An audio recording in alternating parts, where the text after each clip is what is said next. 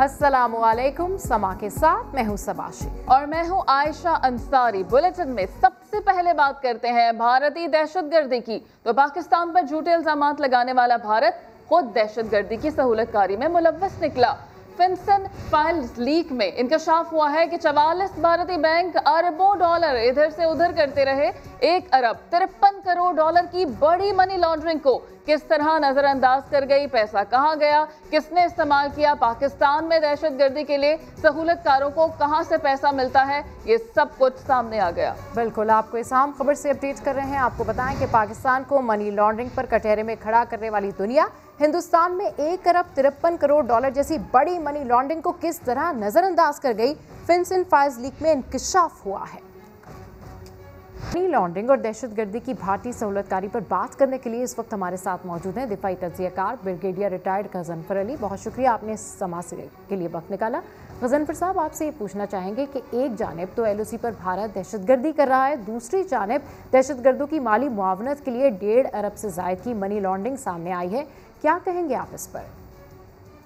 भारत के बारे में रिपोर्ट आने से पहले अगर आपको याद हो तो भारत का जो नेशनल सिक्योरिटी एडवाइजर है अजीत कुमार डेविल, वो रॉक को अफसरों को एक लेक्चर देते हुए पहले ही कह चुका है कि पाकिस्तान के अंदर जो दहशतगर्द ग्रुप लड़ रहे हैं उनका कोई नजरिया नहीं है, वो मर्सनरीज है, हम उनको पैसे देंगे और उनको पाकिस्तान के खिलाफ लड़ाएंगे।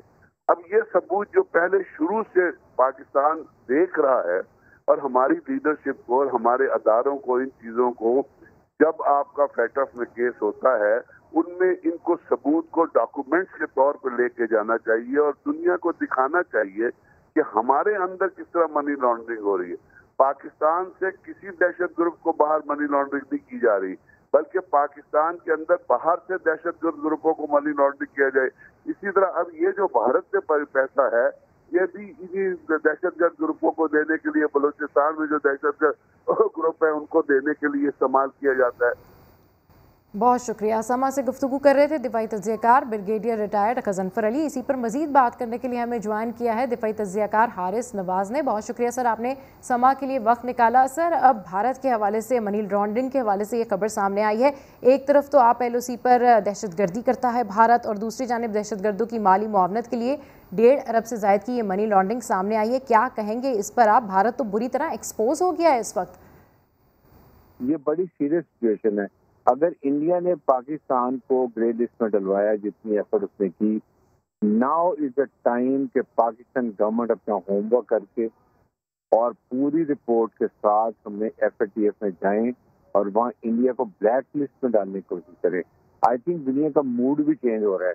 दे are all very unhappy the way human rights violation वो माइनॉरिटी के खिलाफ करे। हमारे पेरेंट्स में पाकिस्तान ने निकल बड़े बाशवाब अल्फाज में ओपनली कहा कि किस तरीके से इंडिया इस्लामफोबिया और टेररिज्म में इन्वॉल्व हो रहा है और पाकिस्तान में क्या कुछ कर रहा है। इसलिए बड़े अच्छा मौका है कि हम अभी जाएं और इंडिया को बैकफुट पे डालें, इसको टेररिज्म में, मनी लॉन्ड्रिंग में हम इसको FATF में जाके इसको ब्लैक लिस्ट में डिक्लेयर करवाएं।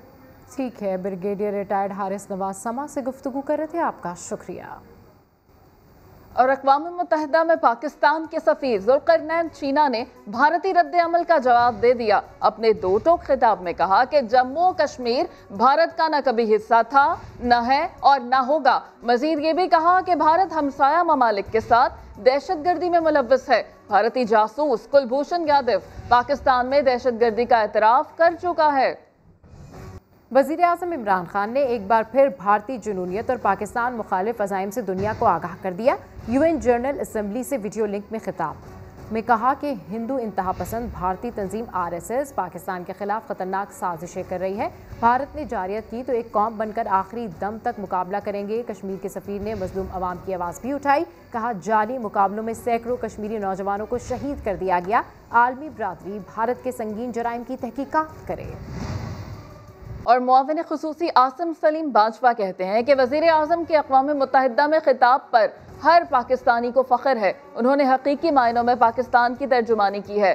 आसिम सलीम बाजवा ने अपने ट्विटर पैगाम में कहा कि वजीर आजम ने मसला कश्मीर, फलस्तीन और इलाकाई अमन पर दो टोक मौक़िफ़ पेश किया। उन्होंने किसी भी मुहिम जोई की सूरत में भारत को संगीन नताइज का इंतबाह भी किया। इमरान खान ने अवाम को गुर्बत से निकालने का अहद किया। आसिम सलीम बाजवा ने यह भी कहा कि वजीर आजम की तकरीर में सराहने के लिए बहुत कुछ था। भारतीय फौज की लाइन ऑफ कंट्रोल पर जंगबंदी मुआहदे की फिर खिलाफ वर्जी, बिला इश्तियाल फायरिंग से 8 साला बच्चे समेत 2 अफराद जख्मी हो गए। पाक फौज ने भरपूर जवाब देते हुए भारतीय चौकियों को निशाना बनाया। इस हवाले से रिपोर्ट कर रहे हैं उस्मान खान। पाकिस्तान की जानिब से अमन की ख्वाहिश को दुश्मन ने कमजोरी समझ लिया। भारतीय फौज अपनी बुज़दिलाना हरकतों से बाज न आई। लाइन ऑफ कंट्रोल के 12वां सेक्टर पर जंग बंदी मुआहदे की फिर से खिलाफ वर्जी कर दी। बिला इश्तियाल फायरिंग से शहरी आबादी को निशाना बनाया। ISPR के मुताबिक 24 सितंबर को भारतीय फौज की फायरिंग से 8 साला बच्चे समेत 2 अफराद जख्मी हुए। जंग बंदी मुआहदे की खिलाफ वर्जी पर भारतीय हाई कमीशन के सीनियर सफारतकार को एक बार फिर दफ्तर खारजा तलब कर लिया गया। बिला इश्तियाल भारतीय फायरिंग पर शदीद एहतजाज रिकॉर्ड कराने के साथ एहतजाजी मरासला भी थमा दिया। तर्जमान दफ्तर खारजा के मुताबिक रवां साल भारत ने अब तक फायरबंदी मुआहदे की 2340 मरतबा खिलाफ वर्जी की। भारतीय फायरिंग से 18 मासूम शहरी शहीद और 187 जख्मी हो चुके। पाकिस्तान ने मुतालबा किया है कि भारत सलामती कौंसिल की करारदादों पर अमल दरामद यकीनी बनाते हुए जंग बंदी मुआहदे की पासदारी करे। वजीर आजम आज़ाद कश्मीर राजा फारूक हैदर ने कंट्रोल लाइन वादी नीलम का दौरा किया। 0 पॉइंट पर भारत को भी ललकारा और कहा कि भारतीय गोलाबारी से हम न डरेंगे और न ही अपना इलाका छोड़ेंगे। उनका मजीद क्या कहना था, जानते हैं समा के नुमाइंदे अमीरुद्दीन मुगल से, जो इस वक्त वजीर आजम आज़ाद कश्मीर के साथ ही मौजूद हैं। अमीरुद्दीन मुगल, बताएगा क्या कहा उन्होंने? बिल्कुल, हम मौजूद हैं आज़ाद कश्मीर के आखिरी कोने में ताऊबट के मुकाम पर, और यहाँ से तकरीबन 1 किलोमीटर के फासले पर लाइन ऑफ कंट्रोल है और उससे आगे मकबूजा कश्मीर का इलाका शुरू होता है। और इस इलाके की अहमियत इस हवाले से भी बहुत अहम है कि करीब ही किशनगंगा डैम जो भारत बना रहा है उसकी वजह से दरिया नीलम का पानी रोकने के बायस अब दरिया नीलम का पानी जो है यहाँ सिर्फ नाले के मंजर पेश करता है। और साथ साथ इस इलाके में गोलाबारी भी अक्सर होती रहती है, लोग शहीद भी होते हैं।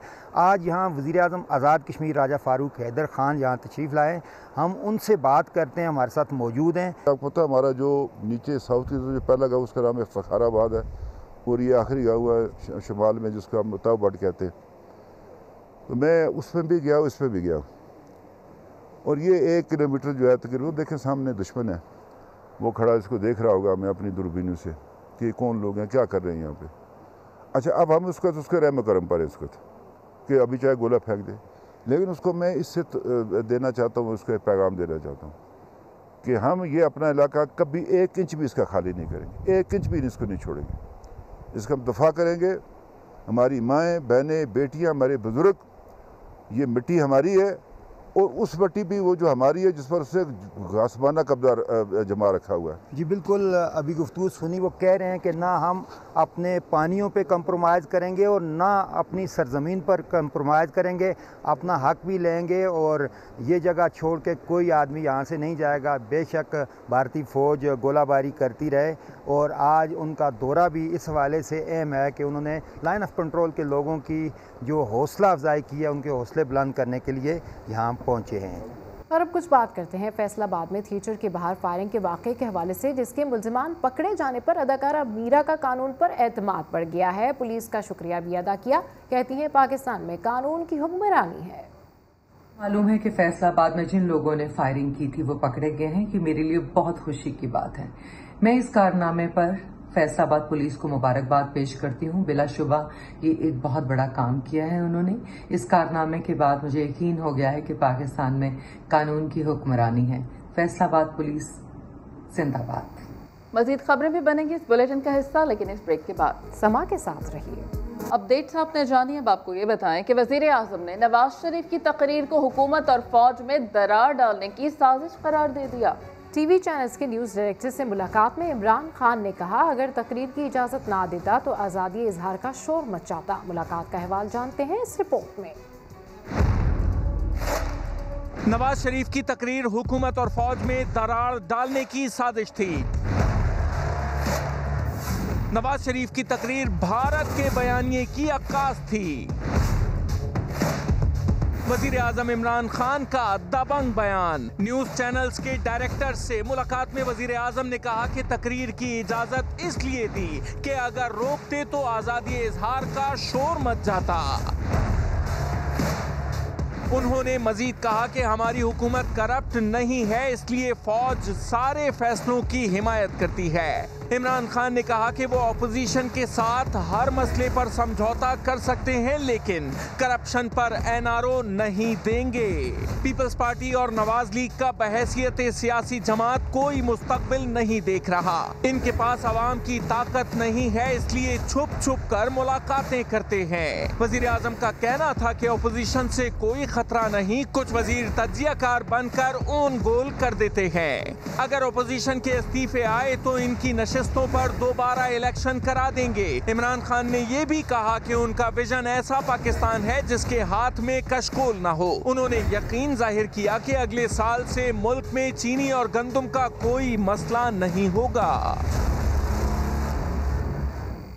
और अभी आपको बताएं कि नून लीगी रहनुमा एहसान इकबाल इस वक्त प्रेस कॉन्फ्रेंस करें। आइए आपको और गैर कानूनी तौर पे 51,000 मुंतखब बल्दियाती नुमाइंदों को बरतरफ करके हुकूमत अब पंजाब के अंदर बल्दियाती इदारों में भी अपने लोगों को धांधली से जिताने का प्लान बना रही है, और इस मकसद के लिए भी वो मुस्लिम लीग नून के सदर को मैदान से बाहर करने की ख्वाहिश रखती है। लेकिन मुझे यकीन है की रहनुमा की गुफ्तगू के हवाले से आपको बताएं, प्रेस कॉन्फ्रेंस से पहले सरगोशियां हुई, सीट पर बैठने से पहले एहसन इकबाल और मरियम औरंगजेब के दरमियान मुशावरत की गई। मॉडल टाउन सेक्रेटेरिएट पर प्रेस कॉन्फ्रेंस से पहले क्या हुआ आपको ये बता रहे हैं, और हमारे नुमाइंदे आरिफ मलिक भी हमारे साथ मौजूद होंगे। रहनुमा एहसन इकबाल की प्रेस कॉन्फ्रेंस से पहले सरगोशियां हुई और सीट पर बैठने से पहले एहसन इकबाल और मरियम औरंगजेब के दरमियान मुशावरत की गई। आरिफ मलिक से जानते हैं कि क्या हुआ वहां पर। आरिफ बताएगा, सरगोशियां किस बात पर हुई, कुछ पता चल सका, क्या अहवाल था, बताइएगा। जी सरगोशियां जो थी, एक तो पार्टी कायदीन का एहसन इकबाल को पैगाम दिया गया कि जो इदारों के ऊपर ज्यादा तनकीद की जा रही है उसको आज की प्रेस कॉन्फ्रेंस में ना किया जाए, तनकीद इदारों के ऊपर ना की जाए। ये पैगाम मरियम औरंगजेब की जानिब से किया गया, और उन्हें कहा गया कि आपने गिलगित बल्तिस्तान के इलेक्शन के ऊपर फोकस करना है और ज्यादा बातें, ज्यादा तनकीद जो है इमरान खान के ऊपर करनी है, और गिलगित बल्तिस्तान के इलेक्शन के हवाले से बात करें कि वहाँ पर फेयर इलेक्शन होने चाहिए, और वहाँ पर नए इंतखाबात हो रहे हैं, वहाँ पर जो है जो पॉलिटिकल सिस्टम है उससे बेहतर करने के लिए जो तजावीज़ वो दी जाए, और इसके अलावा जो इदारों के ऊपर तनकीद है वो ना की जाए। अगर सवालात भी आए इदारों के ऊपर तनकीद के हवाले से तो आप उनसे गोल मोल करके बात कीजिएगा। जी ठीक है, आरिफ मलिक अपडेट कर रहे हैं, आपका शुक्रिया। वज़ीर आला सिंध सैयद मुराद अली शाह कहते हैं, अफसोस है वफाकी हुकूमत गैस और बिजली के मसाइल का जिम्मेदार भी सिंध हुकूमत को बनाती है। जी हाँ, कराची पैकेज में जारी मंसूबे ज्यादा हैं। वो मनोड़ा बीच रोड के इफ्तिताह के बाद मीडिया से गुफ्तगू कर रहे थे। सारा इल्जाम हमारे ऊपर डाल दिया है कि सिंध हुकूमत ने, अगर सिंध हुकूमत इतनी पावरफुल है तो आप जाएं, आप हमें इंतजाम दें, हम ठीक करके देंगे अगर आप समझते हैं, लेकिन आप अपनी कोताहियों का, अपनी नाअहली का बोझ एक सूबे पे ना डालें।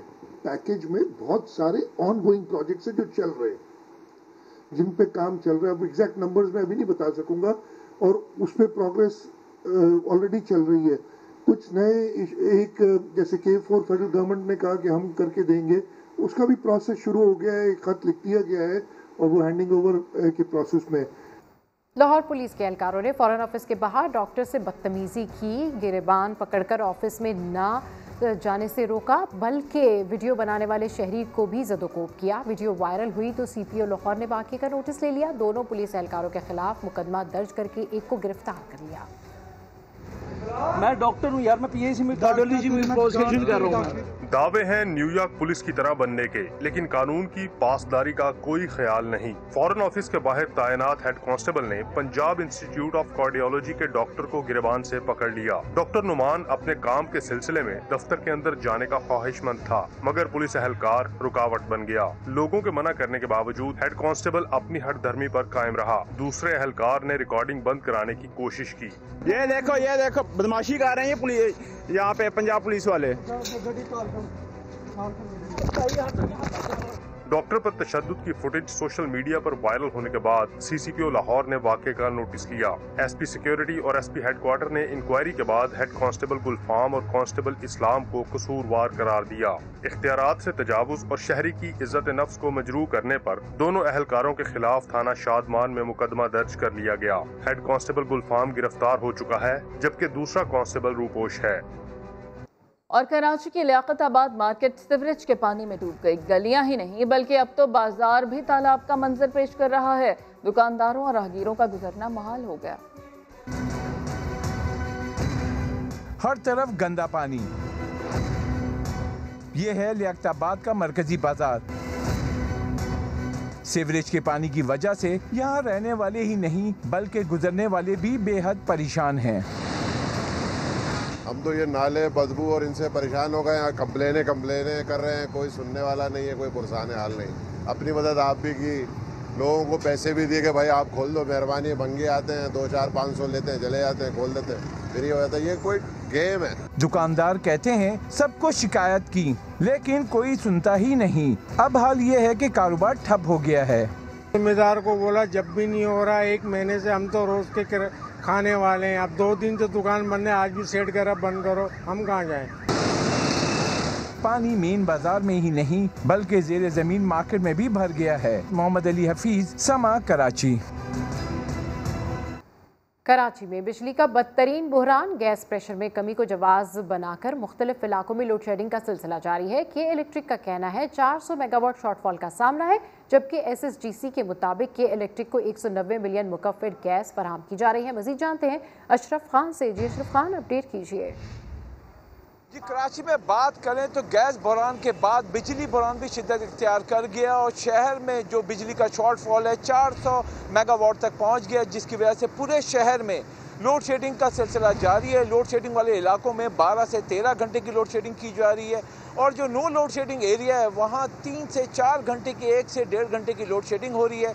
और यहाँ इंडस्ट्री जोन्स की बात करें, इस वक्त हम कोरंगी में मौजूद हैं। इंडस्ट्री एरिया से भी बात हुई है, 7 इंडस्ट्री जोन्स हैं, वहाँ पे भी लोड शेडिंग का सिलसिला जारी है। गैस प्रेशर भी कम हुआ हुआ है। जो तर्जुमान है के इलेक्ट्रिक का, उनका ये कहना है कि जो बार है, जो प्रेशर आता है गैस का, वो आधा रह गया, जिसकी वजह से बिजली की पैदावार में मुश्किलात का सामना है। साथ में सुई सतह गैस से पूछा गया है तो जो उनका कहना है कि तकरीबन 190 मिलियन मुकफ़्फ़िर गैस फराहम की जा रही है, लेकिन 5 गैस फील्ड से जो है प्रेशर कम हो गया है, जिसकी वजह से जो है सप्लाई मुतासिर है और उसकी वजह से मुख्तलिफ इलाकों में गैस प्रेशर भी कम है। अशरफ खान ने हमें इससे मुतालिक बताया। अब आपको ये बताएं कि घर पर बिजली एक तार के जरिए आ जाती है, लेकिन ये बिजली घरों तक पहुंचाने के लिए कई लोग अपनी जान खतरे में डालते हैं और ये काम अंजाम देते हैं। बुलंदोबाला हाई टेंशन टावर पर काम करने वाले मजदूरों की कहानी सुनिए शायान सलीम की जुबानी। शुरू में तो सर बिल्कुल ही कोई भी काम करे डर तो लगता है इंसान को, लेकिन क्या करे, पेट की खातिर सब कुछ करना पड़ता है।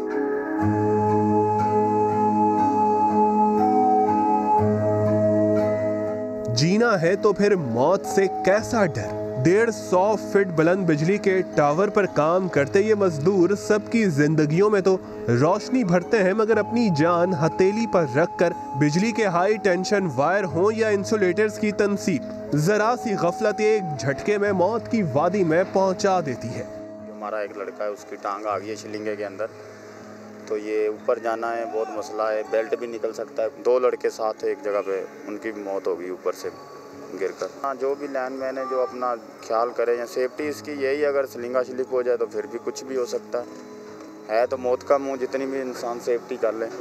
हवा का प्रेशर, तारों और बड़े बड़े खंभों पर तवाज़न बरकरार रखना आसान नहीं। भारी भरकम तारों को जोड़ना, रेंगते हुए एक जगह से दूसरी जगह जाना, बस यूं समझ लिए कि जिंदगी और मौत के दरमियान आंख मचोली जारी रहती है।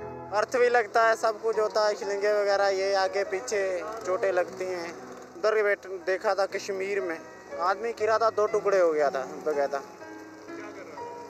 शिलिंगा लगा रहा था। ऐसे 2-3 देखे हैं। कोई नॉर्मल टावर से गिरा था एक लड़का, एक बेल्ट वायर में फंसा था। हिफाजती किट्स की दस्तयाबी अपनी जगह, मगर हाई टेंशन वायर पर हाई टेंशन काम करने वाले वर्कर्स का शिकवा है कि उन्हें सिर्फ 20,000 रुपए मजदूरी दी जाती है। ये काम इतना मुश्किल है कि अगर हिफाजती इंतजामात के साथ भी किया जाए फिर भी जान का खतरा रहता है, मगर ये लोग चंद पैसों के लिए मजबूरन घर चलाना होता है तो ये मुश्किल काम भी करते हैं। कैमरामैन फैसल आगाई के साथ शायान सलीम, समा, कराची।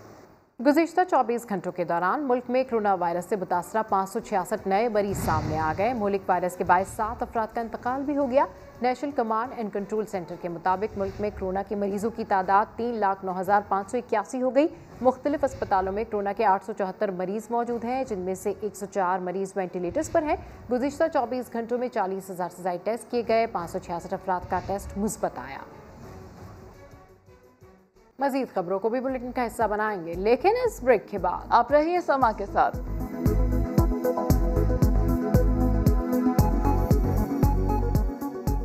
शहरियों को आवारा कुत्तों से निजात दिलाने के लिए निजी इदारे ने बीड़ा उठा लिया। कुत्तों की नस्बंदी के साथ साथ इंसदादे रेबीज वैक्सीन भी लगाई जा रही है। मजीद जानते हैं समा के नुमाइंदे मुदस्सिर नज़ीर से। जी मुदस्सिर, अपडेट कीजिए। जी बिल्कुल, जो एग्रेसिव डॉग्स हैं इनसे बचाव के लिए पूरा बंदोबस्त कर लिया गया है और इनकी नस्बंदी की जा रही है और वैक्सीनेशन भी की जा रही है। पाकिस्तान चौक में मौजूद हैं, यहाँ पर इंडस हॉस्पिटल की एक टीम जो है वो काम कर रही है। इसकी मुशावरत से हो रहा है, हम तफसीलात जानते हैं। सर ये बताइएगा, इनको पकड़ कर आप कहाँ छोड़ते हैं और अभी क्या मरहला, किस मरहले से गुजर रहे हैं? सर हम लोग इंडस हॉस्पिटल की तरफ से हमारा प्रोग्राम है रेबीज़ फ्री पाकिस्तान के नाम से। हम लोग जो है सर बाकायदा ट्रेन लड़के हैं। हम लोग पिछले 2 साल से 2.5 साल से जो है मुख्तलिफ एरिया में जो हमारी मैनेजमेंट बोलती है और वहाँ पे जाए तो हम लोग पहले इब्राहिम हैदरी, फिर कुरंगी, DHA, क्लिफ्टन, यहाँ से होते अभी डिस्ट्रिक्ट साउथ में आए। हम लोग डेली के ब्याह पे जो है कुत्ते पकड़ते हैं, उनकी नसबंदी करते हैं, उनको वैक्सीन करते हैं, रेबीज़ का वैक्सीन करते हैं ताकि ये छित्ते ना हो, पागल ना हो, किसी को अगर काटे तो उसका नुकसान ना हो। बिल्कुल, पहले KMC के ताउन के साथ ये काम किया जा रहा था और एक प्राइवेट अब फार्मास्यूटिकल कंपनी है उसके साथ इंडस हॉस्पिटल मिलकर जो है कुत्तों की नसबंदी कर रहा है और इससे ये होगा कि बहुत सारे जो डॉग्स जो अग्रेसिव थे, नुकसान पहुंचा रहे थे इन इलाकों में, उनकी में कमी होगी। अभी ये वाला जो साउथ का इलाका है, यहाँ पर भरमार थी डॉग्स की, इलाका मकीनों ने भी यहाँ पर कंप्लेंट्स की थी जिस पर अभी एक्शन लिया जा रहा है। जी बुलेटिन से फिलहाल इतना ही। एक ब्रेक के बाद हाजिर होंगे हेडलाइंस के साथ। आप देखते रहिए समा।